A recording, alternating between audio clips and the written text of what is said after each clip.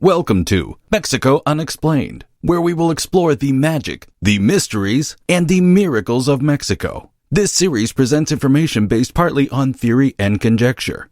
The podcaster's purpose is to suggest some possible explanation, but not necessarily the only ones to the subjects we will examine. Here is your host, Robert Bitto.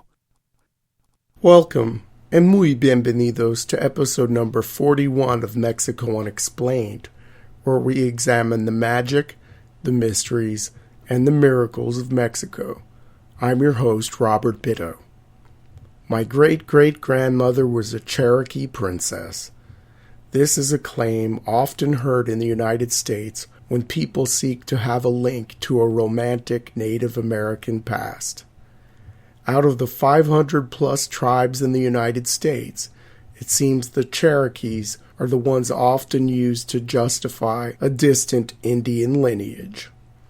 Indeed, a sitting U.S. Senator used unverified claims of Cherokee ancestry and thus minority status to get into Harvard and propel her academic career forward.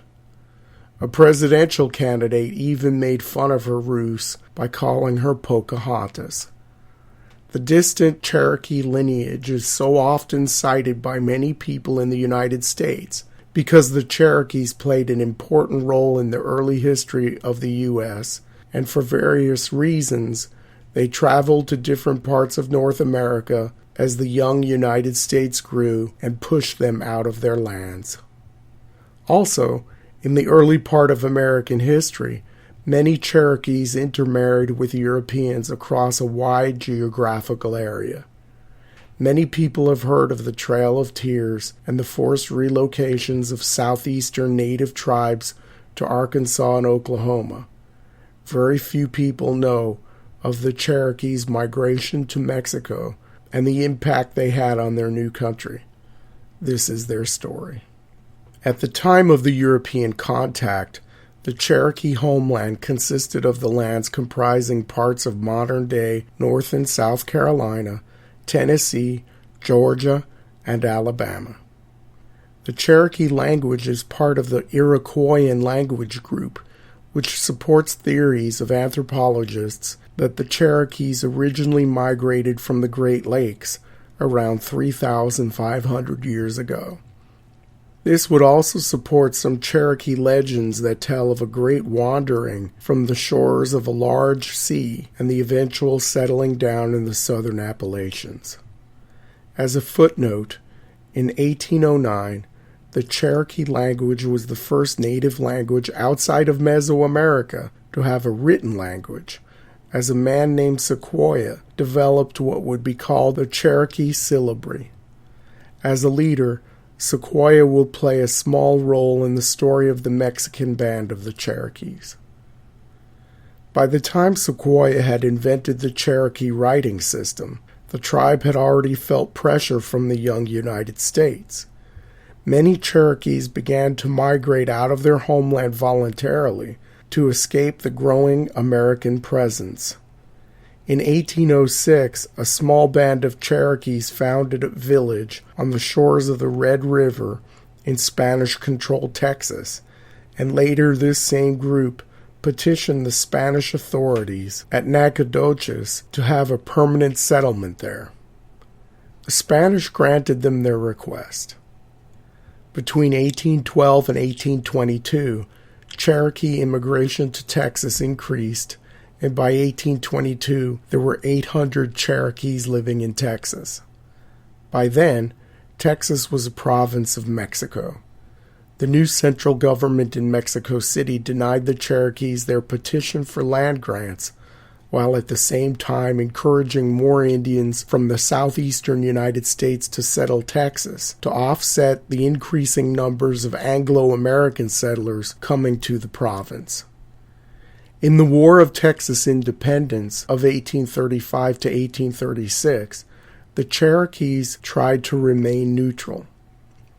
As President of Texas, Sam Houston sought an alliance with the Cherokees and drew up a treaty with them guaranteeing their lands and certain rights. The treaty was never ratified by the Texas legislature, and the Cherokees felt slighted. Some saw the new Republic of Texas as just an extension of the same United States that they or their immediate ancestors had fled. Many felt more loyalty to Mexico, which, although did not grant them land, did let them live in peace. In 1838, a number of Tejanos, the Spanish-Mexican inhabitants of Texas, joined with some militant Cherokees to rebel against the new government of the Republic of Texas.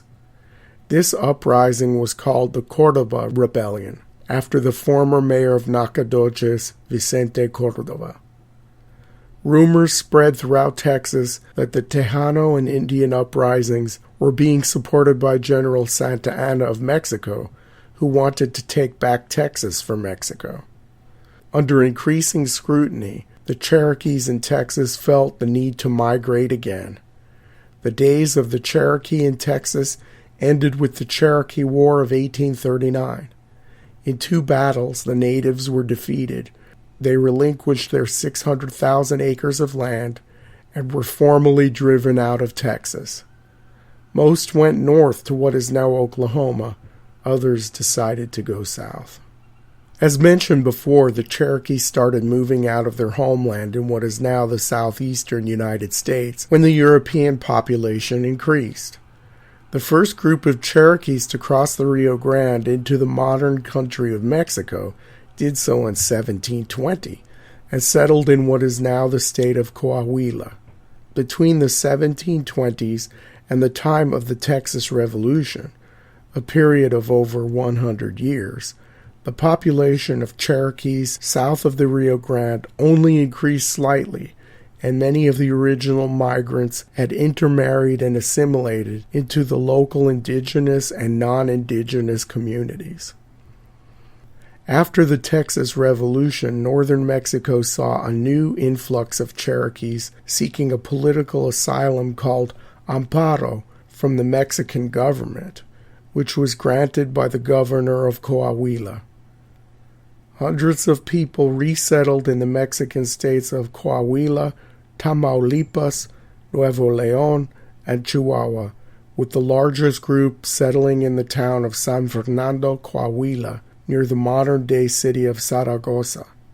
Here, in remote northern Mexico, these refugees were allowed to set up their own limited tribal governments and kept pretty much to themselves. The isolation of the Cherokee communities in northern Mexico was short-lived, however.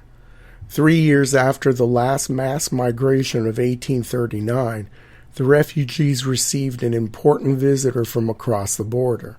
It was Sequoia, the originator of the Cherokee written language. He traveled to northern Mexico to try to encourage the Mexican Cherokees to unite with the rest of the tribe that had been dispersed to Oklahoma and Arkansas. The government of the Republic of Texas had regarded Sequoia as an Indian agitator and a threat to the new republic. It had heard about Sequoia's activities in Mexico and sent an armed contingent across the Rio Grande to arrest Sequoia and take him back to Texas, where his future status would be determined. Although over 70 years old and suffering from a lung infection at the time, Sequoia escaped in the middle of the night while he and his captors camped near the Rio Grande and returned to the Cherokee community outside of Zaragoza.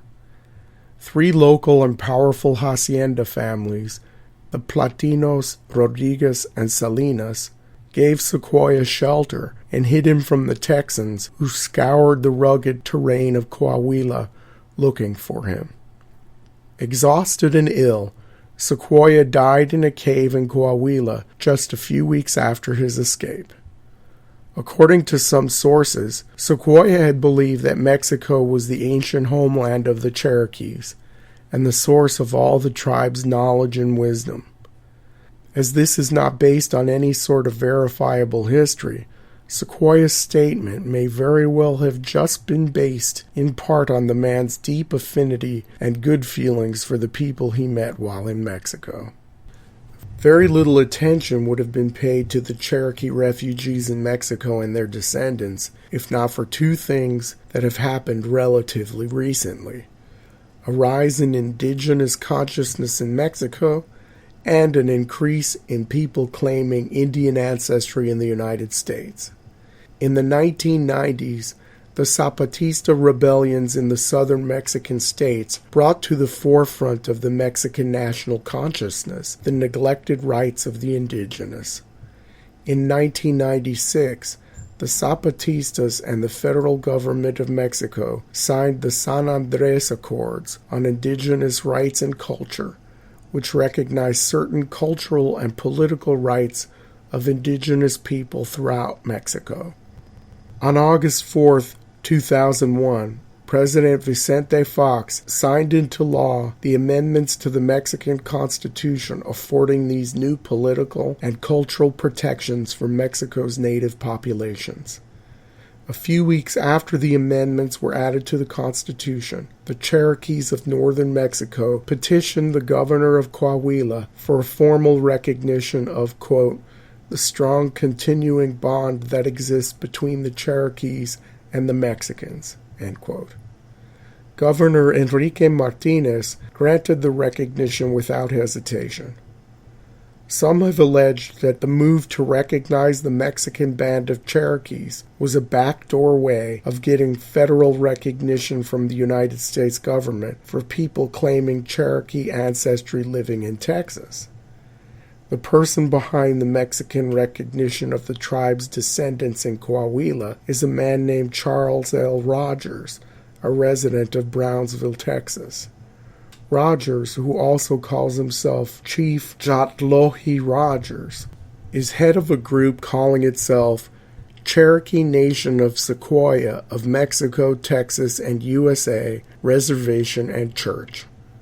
This is a tax-exempt, quote, religious-related spiritual development, quote, group, and is formally known as the Cherokee Nation of Mexico, Texas, and Coahuila Reservation and Church. While one cannot assume a person's or a group's real intentions, some have alleged that by creating an umbrella organization to include Cherokees on both sides of the border, this group is piggybacking off the Mexican state of Coahuila's recognition of that band of Cherokees to get U.S. federal recognition of people claiming Cherokee heritage in Texas. With federal recognition would come a whole slew of benefits for tribal members. The Eastern Band of Cherokees, located in North Carolina, is one of the 3 federally recognized Cherokee tribal groups in the United States. In 2011, the Eastern Band established the Cherokee Identity Protection Committee, and in October of that year published a list of over 200 groups across the U.S. and Canada claiming to be Cherokee. This fraud list includes everything from a group of mostly African American people located in the Bronx, New York, to a small encampment of people in Oregon claiming Cherokee ancestry and the right to be recognized by the government. Chief Jatlohi Rogers, the Cherokee Nation of Mexico, Texas, and Coahuila Reservation and Church, is not on the list, and neither is the Band of Cherokees in northern Mexico. The list, however, is not exhaustive and is constantly being updated and revised. On the Mexican side of the border, the Cherokee language is not recognized by the federal government of Mexico as an official indigenous language of Mexico, and that is probably because the descendants of the Cherokee refugees have lost their language in the 170 years of living in Mexico. No matter what politically motivated people may say, it is unknown just how many people in northern Mexico are descendants from the Cherokees, as they no longer form a cohesive cultural community. We will probably never know the impact of these refugees on northern Mexico or on the country as a whole.